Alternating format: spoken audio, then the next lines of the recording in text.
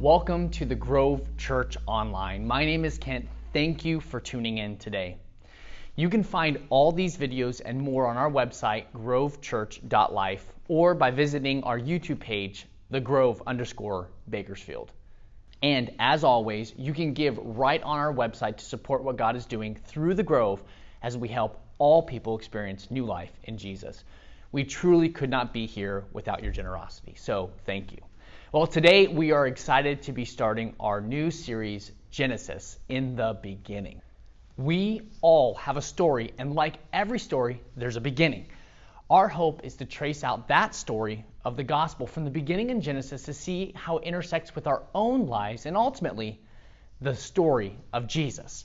We will be opening up to the first book of the Pentateuch called Genesis. Now, some of you may not know that the first 5 books of the Old Testament are called the Pentateuch or the Torah or the Law. And the first book is called Genesis or the beginning. This is the story of God creating and bringing order and function to the earth from chaos.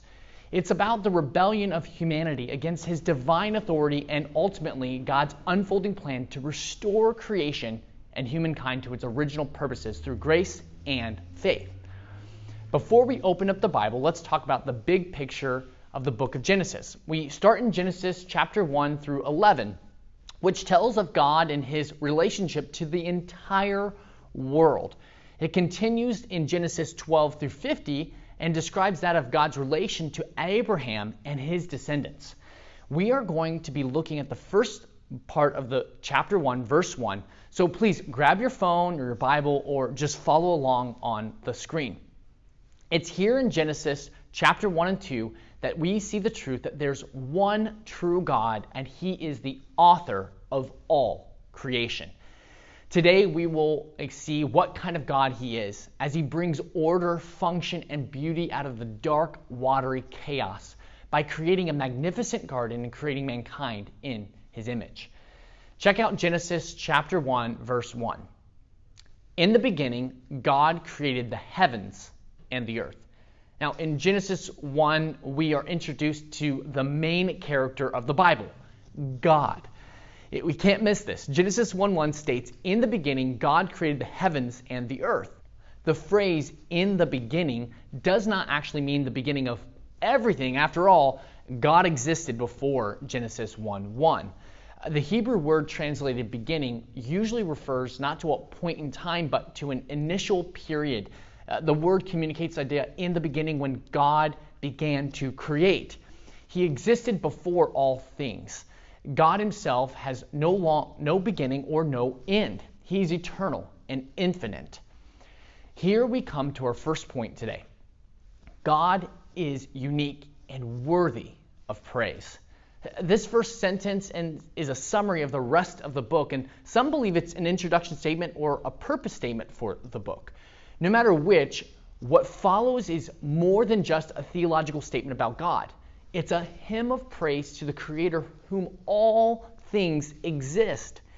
The main focus of this narrative is to give God credit and praise for what he has done as Creator. The rest of the Bible, the whole story of God, constantly looks back to this point when God created. Now let's jump into now verse 2. Look down. The earth was without form and void, and darkness was over the face of the deep, and the Spirit of God was hovering over the face of the waters. It all begins with this description of the world in a dark, formless place. It's void. This is a place where chaos is reigning. This is what is alluded to with the words, darkness is over the face of the deep. The deep is in reference to the ocean or the depths, and most ancient people viewed the water with some justifiable fear. These waters could be treacherous and chaotic, which much like we see today in the ocean. Water is a powerful force. God appears to be hovering over the waters. This word is just like a mother bird hovering over her eggs to help them hatch. It's a beautiful picture of what God's doing here. And the purpose of Genesis 1 and 2 is to tell the story of God creating the universe. Now, the ancient Near East people had many stories about how the world came to be, creation. And the nation of Israel would have been exposed to these various tales from their bondage in Egypt and specifically while they went into the Promised Land and were conquering Canaan. Therefore, the newly formed nation of Israel needed to understand the truth that there was only one God who created the world. And all the other stories Israel had heard would hear involved a multitude of gods being responsible for the creation of the earth, and they were supposed to be deserving of worship. Yet Israel's God was unique. He is the one and only true God worthy of worship and allegiance. There's no other gods like him. The creation story in Genesis 1 and 2 is primarily a theological story, not a scientific one. That's a really hard thing for all of us to deal with in our 21st century mindsets.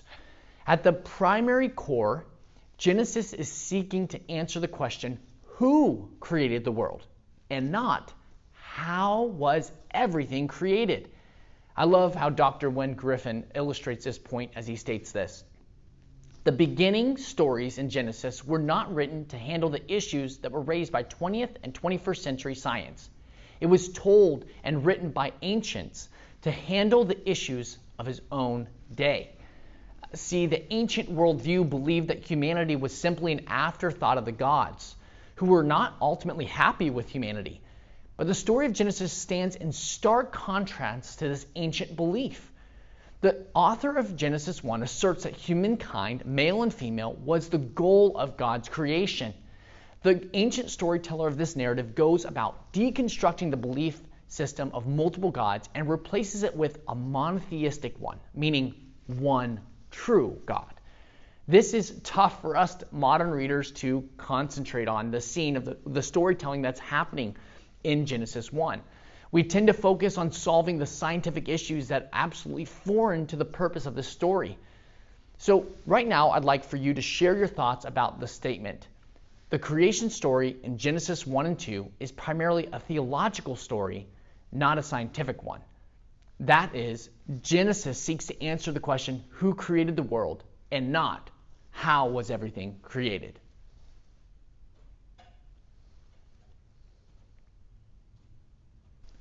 So, as we've discussed, the story is not meant to solve scientific issues that we want it to solve. But does that mean the Bible's not to be trusted? Absolutely not. So why didn't God give a scientific explanation that would solve this whole discussion? I love how theologian Michael Heiser answers the question. He says it this way. If God's point had been to give us scientific precision, he would have done so. The point is no one alive could handle all the detail known in the mind of God. And same goes for the 2nd millennium BC writer. Let's be clear here about the nature of the Bible. It's not a scientific textbook, and nor does it claim to speak on science authoritatively. However, it does still supersede other realms of truth. Meaning, if science declares God non-existent, then the Bible is to be trusted over it because science would be speaking beyond its area of authority. See, every expertise has a realm or limitation. We cannot ask the Bible to answer questions it never intended to give an answer to. Yet, we still tempted to have the Bible do this. Here, it's like this. I want the best cardiologist to do my open heart surgery, right? Like, who wouldn't? I don't want him to do my taxes. Not saying my cardiologist might not know anything, but if my cardiologist questions my tax guy's expertise, then it may give me pause, but I sure would not go consult another cardiologist. No, if it was to do with my taxes, I'd go to a new tax preparer because of their level of expertise. That's the same with the Bible. We need to allow it to speak where it's allowed to speak, and so with science. As we turn back to this narrative, it's focused on setting up a rhythm of work and rest for the people of God as they enter into a new Eden-like place under God's rule. They are to begin to experience this new life through God's means, his ways. Look back down at Genesis 2 as it describes a scene of chaos. The earth was formless and void, and darkness was over the face of the deep. See, the world was a chaos of wasteness emptiness, and darkness. Well, here's our second point today. God is all-powerful and can be trusted. Now, in verse 3, God begins his act of creation by bringing order and function to the earth. He creates out of nothing by his divine power. God merely speaks, and everything comes into being. Now, as a result, God has established himself as a sovereign king over all creation. He has no limits of any kind. God is worthy to receive all glory, honor, and power. Now, some have asked, how can you believe the whole cosmos was created in 6 literal days? And full disclosure, I wholeheartedly believe that God created in 6 days. Now, I have met God-fearing, Jesus-preaching brothers and sisters in the church that disagree with me, and that's fine. They believe that we cannot take the word day to mean a short period of time. Instead, they believe that God intentionally used day, the word in Hebrew, to allow for some ambiguity, because one could translate the word to mean age or period of time. Let me first start by clarifying 3 things for this discussion. First, the creation account was written with ancient people in mind. They did not have a scientific understanding of a literal 24-hour period of time as a day. They understood it was when the sun goes up and when it goes down. Or more accurately for the Hebrew people, they understood it as from the evening to the next evening. And this is what is meant by there was evening and there was morning. So the idea of the text explicitly teaching a literal 24-hour period is drawing back our own current scientific mindset into an account that was not meant to be scientific. However, this is the same problem for those who want Genesis to teach something that lines up with our current scientific understanding of the beginnings of the world. Second, although the day may have been perceived by the original audience as having 24 hours, or could have been a much longer period of time, it was their understanding that this passage meant that it was an actual day from sunset to sunset. And it sets the pattern for a 7-day work week, which is reflected in the creation week we see here in Genesis 1. So just as God works 6 days and then rests on the 7th, so should we. So more on this later. For here, there's no reason to believe that Genesis was saying more than that. The third thing to clarify is the disposition we come to the Bible and God himself in. We need to come by faith. See, we are to believe and trust in God and not rely primarily on our own ways or understanding. So if the creation narrative doesn't answer all your questions about how God created the universe, that's fine, because it wasn't meant to do that. It was meant to set up the big story of God. If we get off track here, we will lose the whole storyline and miss the point of the Bible. If you need science to fit this narrative, then you're missing the point.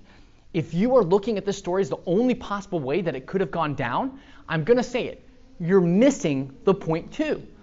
The big picture of the story is that God is God and we are his creation. He is the almighty creator who is worthy of his creation's worshipful response. We do not get to tell God how it goes.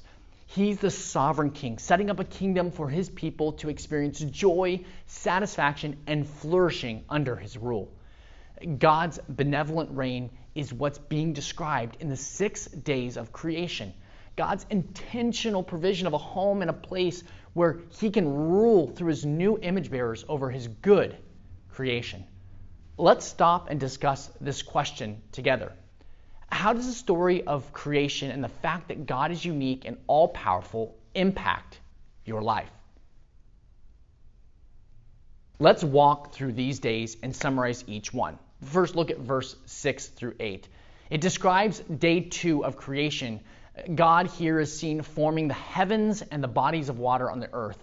Here he is seen putting limits on the waters. This demonstrates his orderly control over chaotic circumstances. He is in control. On day 3, God forms the land out of the sea. This prepares a place for man to dwell and thrive, because man is going to need dry land. He didn't create Waterworld. Sorry, Kevin Costner. God also on day 3 spouts vegetation. This will provide the nutrients and food his people will need. Before we go further into these days of creation, there's something structural that will be helpful to cover so that we can have a fuller understanding of what's taking place here through these days. The author of Genesis seems to be using a parallel literary structure in these days. The first 3 days are focused on forming environments for God's people to inhabit, while the second set of 3 days is focused on filling these environments with inhabitants. All of this leads up to the seventh day of rest. But before we talk about rest, let's overview the remaining days of chapter 1. On the fourth day, God creates the lights in the heavens, stars and galaxies. It's here he sets up days, seasons, and years. Many at this point, again, are drawn back into the discussion on how long is a day, and based on the fact that the text just says days are created, and it didn't happen till day 4. However, something that we don't understand is happening right here in these verses. God is setting himself up over all these other supposed deities of the ancient world. Most of all, if not all polytheistic religions of that day had a god of the sun or the moon. Yet here in Genesis 1, it describes those very things as being created by the one true God. These supposed gods are in submission to our God. This is the ancient equivalent of a mic drop. Again, the point of Genesis narrative is to stand back in awe of God as the supreme one that cannot be rivaled with anything else in all of creation, even with man's ability to conceive of other possible ways around him. As day 4 concludes, God again reiterates that everything he has created was good. God has filled the heavens with light and order. As day 5 begins, God starts to fill the waters and sky with living creatures. Verse 21 sums it up well. It says, "So God created great sea creatures." Now, in some ancient people's understanding, these great sea creatures were themselves divine. Thus, Genesis is setting the record straight again. The narrative continues, "And every living creature that moves, with which the waters swarm, according to their kinds, and every winged bird according to its kind. And God saw that it was good." Yet this time, for the first time, after God says that it was good, he gave a mandate to creation. Yes, he orders the creatures in the waters and the air to multiply and fill the earth. Therefore, God's blessing on these creatures will ensure their fertility. And the people do not need magic or fertility rite to secure it. Next, God moves on to fill the land with inhabitants. Here in verse 24 and 25, God creates all the living creatures on land according to their kind. Again, without doubt, God is pleased with his creation. It is good. In verse 26, God now shifts to the crowning feat of creation. With the creation of human beings being made in his image, male and female, he created them. Just check out verse 26. "Then God said, 'Let us make man in our image, after our likeness, and let them have dominion over the fish of the sea, over the birds of the heavens, and over the livestock, and over all the earth, and over every creeping thing that creeps on the earth.'" This is God's decree that all of creation, his kingdom, he is setting up humanity as his viceroy, the ones in charge. It's like when mom and dad leave the house, putting one of the kids in charge, hoping everything's okay when they get back. Verse 27 explains, "So God created man in his own image. In the image of God, he created them. Male and female, he created them." Here's our third point today. Human beings have dignity and responsibility. See, as God's creative finale, God creates Adam and Eve. Humankind is the crown of God's labor. God personally forms man from the dust of the ground and breathes into him the breath of life. God then fashioned woman from the side of man. We will see more next week in the latter part of chapter 2. But before, let's continue in verse 28. "And God blessed them, and God said to them, 'Be fruitful and multiply and fill the earth and subdue it, and have dominion over the fish of the sea and over the birds of the heavens and over every living thing that moves on the earth.' And God said, 'Behold, I have given you every plant yielding seed that is on the face of all the earth, and every tree with seed in its fruit. You shall have them for food. And to every beast of the earth, and to every bird of the heavens, and to everything that creeps on the earth, everything that has breath of life, I have given every plant for food. And it was so. So why are humans seen as more important than the rest of creation? Why are they given dominion and told to subdue it? Well, here in chapter 1, we see humanity's significance originates from their relationship to God. The Lord made Adam and Eve in his image and likeness. Humanity is meant to reflect the creativity, goodness, and character of God in the world as they subdue it or rule over it. This unique privilege of fellowship between God and humanity distinguishes us from other created beings. Verse 31 continues, "And God saw everything that he had made, and behold, it was very good.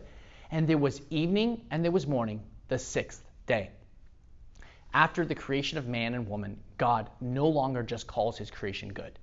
It is very good. God is incredibly pleased. Something remarkable has just happened in the story. God has set up his people in his place under his rule. The story will use some extended scenes to detail this out next week. Because being created in the image of God means we are representatives of God's rule on earth. Let's take some time to discuss this question together. How does the statement above influence and impact the way we live? What an amazing beginning to the story of God. God, out of chaos and darkness, brings forth a place, a people, and a kingdom under his rule to relate to him and care for that which he created. From the beginning, God longs to be known, so he speaks. God longs to be imitated. He creates man and woman in his image. And God longs to be worshipped and magnified. He desires glory and fame. And this will be accomplished through his relationship with his people. Then comes the seventh day. Check out chapter 2, verse 1. Thus the heavens and the earth were finished, and all the host of them. And on the seventh day, God finished his work that he had done, and he rested on the seventh day from all his work that he had done. So God blessed the seventh day and made it holy, because on it God rested from all his work that he had done in creation. I love how the story ends, and we often miss the important aspect of this story.